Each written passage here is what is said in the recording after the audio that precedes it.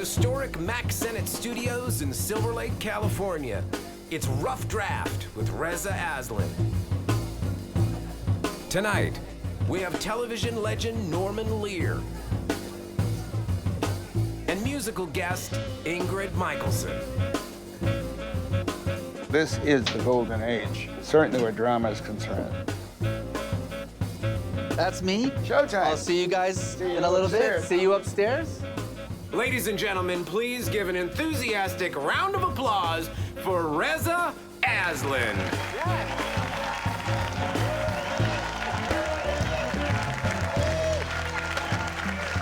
Thank you. Thank you, everyone. Hello, Silver Lake. All right. Welcome to Rough Draft. I'm your host, Reza Aslan. We bring the best authors, poets, screenwriters, songwriters, and journalists to the historic Mack Sennett Studios for a lively conversation about writing and the writer's life. Tonight's guest, the man, the myth, the legend, Norman Lear is here. Yeah. Yes. Norman Lear, of course, the creator of some of the most iconic television shows in history, including All in the Family, The Jeffersons, Good Times, Sanford and Sons, Maude, The Facts of Life. Should I keep going? I can keep going. I mean, are you sufficiently impressed yet? Yes? Okay, I just want to make sure. It's no exaggeration to say that every American has, in one way or another, been touched by Norman Lear's stories, whether they know it or not. I actually have a bit of a personal connection to Norman Lear. See, my family came to the United States from Iran in the 1980s. Not sure if you remember the 1980s. It wasn't the best time in the world to be Iranian in America, as opposed to now when it's fantastic. This was, of course, the height of the Iran hostage crisis, 444 days in which Americans were being held hostage in the US Embassy in Iran. And for a 7-year-old kid who barely spoke any English, I got my ass kicked on a regular basis. I was called raghead. I was called camel jockey, which is weird. I've never actually seen a camel. People made fun of me for the way I talked. They made fun of me for the color of my skin. In fact, I've admitted on numerous occasions that I spent a good part of the 1980s pretending to be Mexican. Yeah. Which, by the way, tells you how little I understood America. Did not help. Did not help. But as you can imagine, you know, this was kind of a source of anxiety for me. I really had a difficult time figuring out who I was, what my identity was. And then I would come home and I would turn on the television and I would watch All in the Family or I'd watch The Jeffersons, and I would see that the conflicts that I was dealing with on a daily basis were being used for laughter, and all of a sudden, everything made sense to me. America made sense to me. I realized that I wasn't the problem, America was the problem. That it was America that was trying to figure out who it was, and that these shows really proved that to me. You see, in pre-literate societies, the most important person in a tribe was the bard or the poet. This was the guy who basically memorized all the myths and the stories of the tribe, and then on special occasions, say like the first day of harvest or the first day of spring, the entire tribe would gather around together, and the bard would stand up and he would recite the stories, the myths of the tribe. But you have to understand that these weren't stories about the tribe's past, they were stories about its present. They were an attempt to provide the tribe with a sense of identity. It was an attempt to tell them who they were, what they valued. Norman Lear is the closest thing that we have in this country to a bard. His stories defined America. They provided America with an identity at a time in which it was desperately searching for one. That's the power of stories. They provide a new perspective. They offer a way for people to figure out who they are, who they want to be. And I don't think that there is a writer that has wielded that power more effectively than our guest tonight. So please, welcome to the Rough Draft stage, the one, the only, Norman Lear.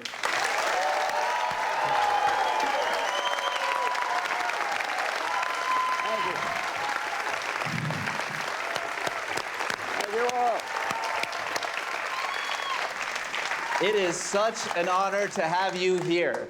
You must be used to this kind of response. Everywhere you go, people just stand up and start clapping, right? Am I right? Everywhere I go. Yeah, I figured. I get out of the bathtub and everywhere I go. Do you understand the power that your stories have had on this country? That's something that you must be aware of. Well, this happened on a larger stage. You know, we all know about show business and television and everything else. Sure. But it's what everybody does in the course of their lives, giving a moment of pleasure, of support to somebody they didn't even think about doing it. Did you always want to be a writer? No. I wanted to be the guy behind the guy that says, who's that with? I wanted to be the with. Right. And so what was the big break? What was the moment in which you started to actually put some of this creativity to work for you? I gotta tell you, my first evening in Los Angeles. Parked my wife and child in a motel on Lower Sunset Boulevard and went out to look for a Sunday newspaper to find a place to live. Past a little theater that had a tiny marquee. It was a house that was made into a 90-seat theater. Marquee said, opening tonight, Bernard Shaw's Major Barbara. I loved that play, loved that play. I started to talk to the guy who was sweeping up in front. He turned out to be the producer. So when he heard I had a wife and child in a hotel, and this was my first hour in Los Angeles, it enlarged the conversation. He asked me if I wished to see the show. I had to call my wife, and I couldn't miss this opportunity. Right. I caught hell, but I saw the show. As the light went down, 3 people walked in. Alan Maybury is a very famous British actor at the time. Dame, I forget her name, and Charles Chaplin. Charlie Chaplin. Charlie Chaplin, my first hours in Los Angeles. For whom Mack Sennett Studios was a second home, actually. Yeah. Did you get a chance to talk to him? No, I didn't. But the show is over. There is no backstage. It's a little place. The actors come out and they sit on what was the stage in front of Mr. Chaplin. He gets up and thanks them. And then he turns to everybody who's still seated there. And he says that when he's had such a good time, he thinks it's one of the best productions he's seen. He always feels the only way he can say what he feels is to do something for them. So then he performs an inebriated guy trying to mail a letter in a mailbox over here in a high wind.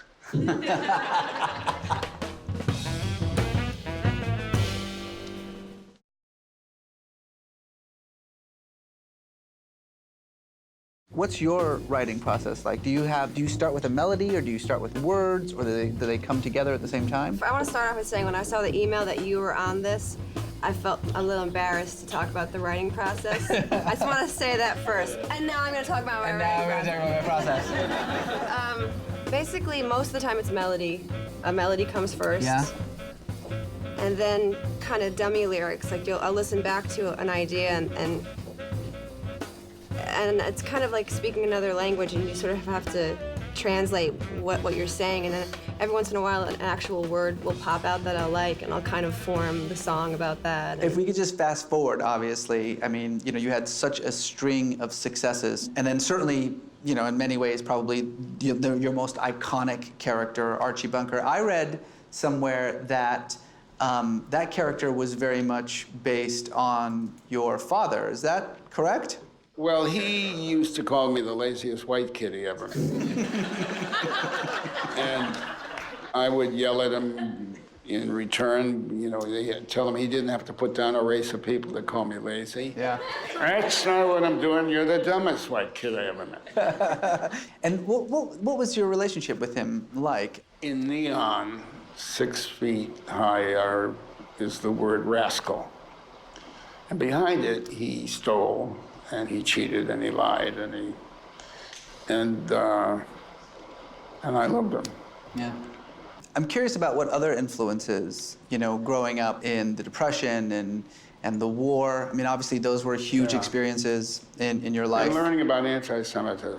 I was a very serious kid who saw the foolishness of the human condition.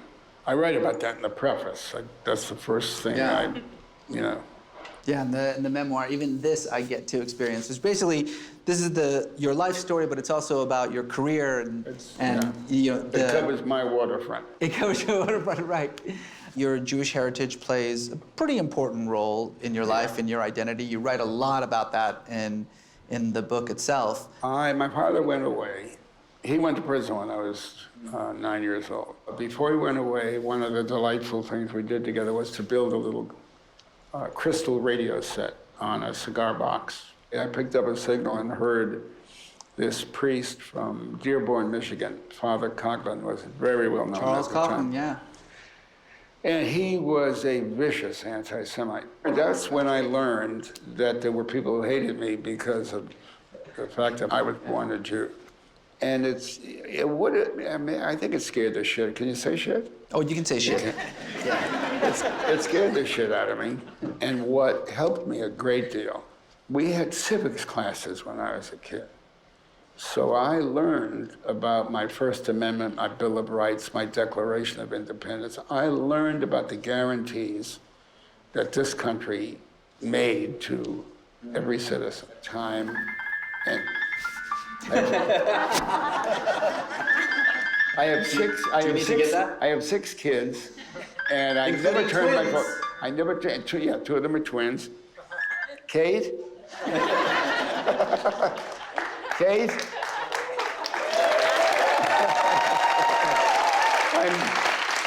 I'm sitting at a television show. Can I call you? Oh, it's yeah. Sweetheart, I'll call you tomorrow. Thank you, Kate. Bye.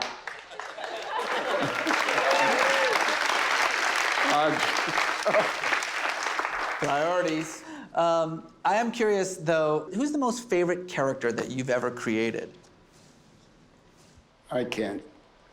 Because Archie is, but so was Maud, so was Mary Hartman. You know, iconic in their own ways, meaning in their own ways.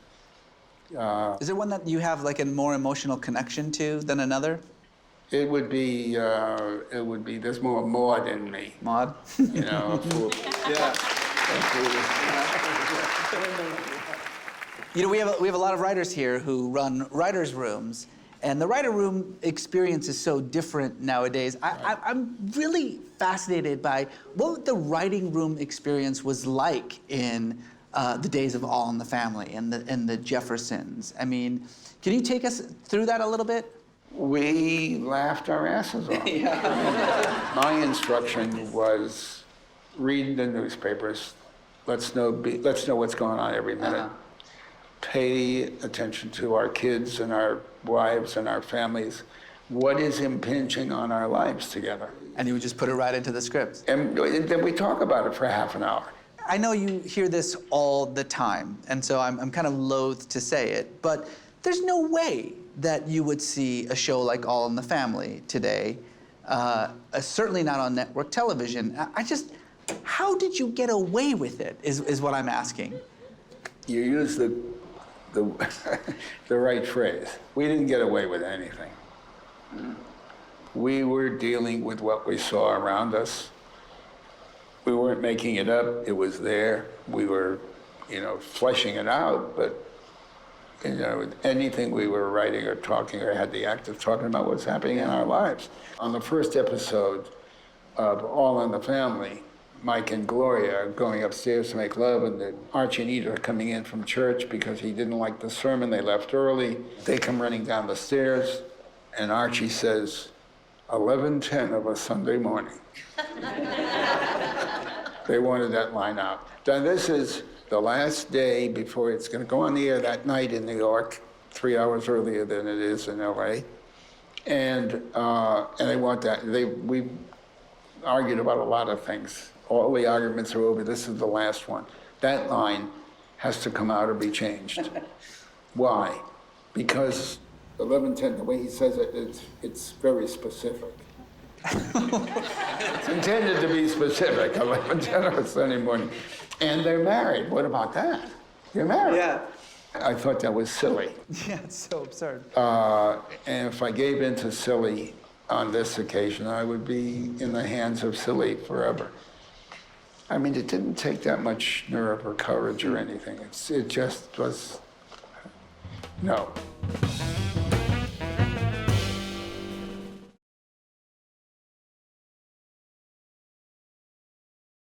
Where did the theme song But from he All in the sings. Family. But That's actually a great question. All in the Family was Charlie Strauss, who wrote Bye Bye Birdie. Oh. All he had to hear was that the character was afraid of progress, lived in the past. So you think about There the with that lyrics, iconic song, those were the yeah. days, yeah. Particularly in comedies, you know, one of the things that's so magical about it is, and you're certainly the pioneer of this, is the way in which minorities have been co-opted into these comedic situations. And in making fun of them, we're acknowledging that they are a part of this society. The one group that we haven't figured out how to make fun of yet is Muslims and Middle Easterners. And this is obviously a very important thing for me. Manvi is doing Yeah, that. so my good friend Asif Manvi has started this kind of web show called Halal in the Family, which I would definitely recommend for a lot of people. You know, it's an attempt to do it, but I mean, I can't help but feel that there is this sense of fear, you know, that, well, we can make fun of other groups, but we can't make fun of Muslims, we can't make fun of Middle Easterners. And as a Middle Eastern Muslim, I have to tell you that... You're a Muslim? I am a Muslim, yeah. I'm a Muslim who, yeah.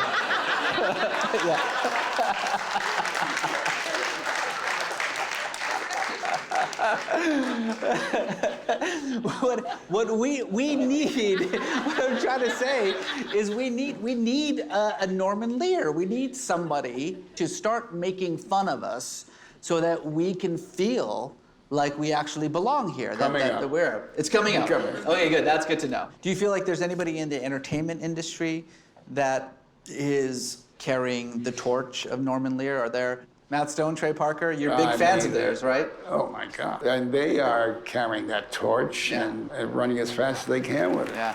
We always end our episodes of Rough Draft with what we like to call the 5 questions. And so I'll just ask you these questions and you can just go ahead and answer them as quickly as you want. The first question is, what is your favorite book? Could be Emerson's essays, Ralph Waldo Emerson's essays, yeah. especially Self-Reliance. Don't pretend you read it. What are you reading now? I just finished a biography of Washington. Couldn't be more interesting. What is your writing process? My writing process? Yeah. Norman, get to work. Get to work. It started with gotta make a buck. Gotta make a buck, which is actually a very good motivation. What is the best advice you ever got about writing? 2 things. A famous playwright who said the best advice he ever got was write. 1 word, write. And the other thing was I had a serious writer's block, and somebody said to me, think of 50 people in a room, somebody yells fire, they all run to one small door. Everybody doesn't get out unless they went 2 or 3, you know, but they all crowd that door, they don't all get out. Think of your ideas, what you want to write the same way. Let them out. That was a really big, That's good advice. great piece of advice. And then finally, what advice would you give to a young or struggling writer who's just kind of getting started? Go with your gut. Go with your gut. Go with your gut. It's Very the good best thing you'll ever have working for you. So the book is called Even This I Get to Experience. This copy is actually already taken, but I would definitely recommend you going out and getting the book. Ladies and gentlemen, Norman Lear, one last time.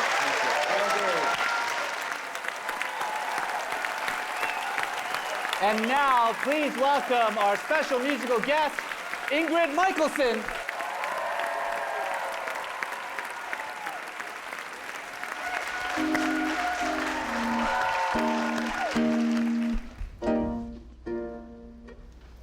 If you were falling, then I would catch you. If you need a light, I find a match. 'Cause I love the way you say good morning, and you take me the way I am.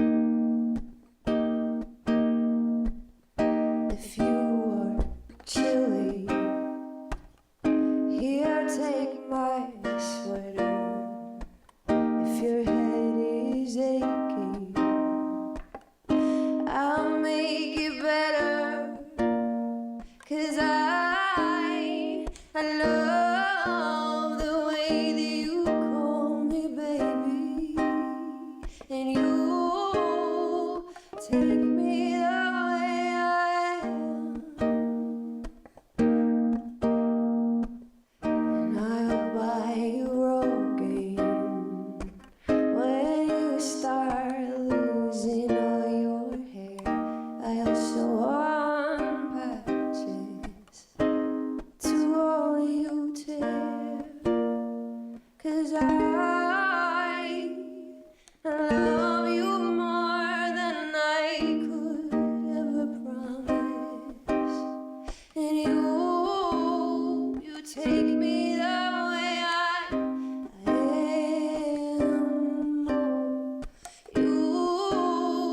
You take me the way I am. Oh, you take me the way I am. Ingrid Michaelson. Thank you to Norman Lear. Thank you, Mack Sennett Studios. Good night, Silver Lake.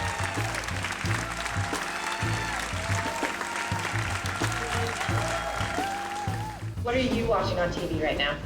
Oh, that's a great question. There's so much on TV. It happens often. Have you seen this? It's wonderful. And I look at it, and it is indeed wonderful. There are so many great things on the tube.